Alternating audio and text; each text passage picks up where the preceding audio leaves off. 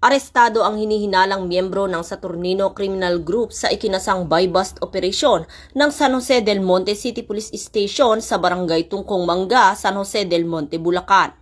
Kinilala ni Police Lieutenant Colonel Rayson M. Bagain, hepe ng naturang istasyon, ang nadakip na suspect na si alias Potpot, 31 anyos, matapos umanong magbenta ng isang sachet ng hinihinalang shabu sa mga operatiba. Kabilang din ang suspect sa target list ng Coplan Bilog at kilalang miyembro ng nabanggit na grupong kriminal. Nasamsam sa suspect ang isang improvised shotgun na may isang live ammunition at 4 pang sachet ng hinihinalang shabu na tinatayang nasa 27,200 ang halaga batay sa standard price ng PNP. Kasalukuyang nasa kustodiya ng San Jose del Monte City Police Station ang suspect para sa dokumentasyon at wastong disposisyon. Nahaharap ito sa kasong paglabag sa Republic Act 9165 o Comprehensive Dangerous Drugs Act of 2002 at RA 10591 o ang Illegal Possession of Firearms and Ammunition Act.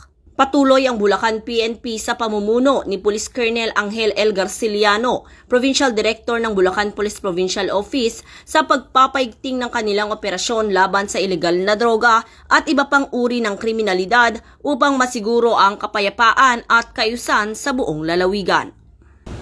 Mula dito sa Bulacan Police Provincial Office, ako ang inyong PNN Correspondent, Patrolwoman Pearl Cristalina Javier, alagad ng batas, tagataguyod ng Balitang Pulis.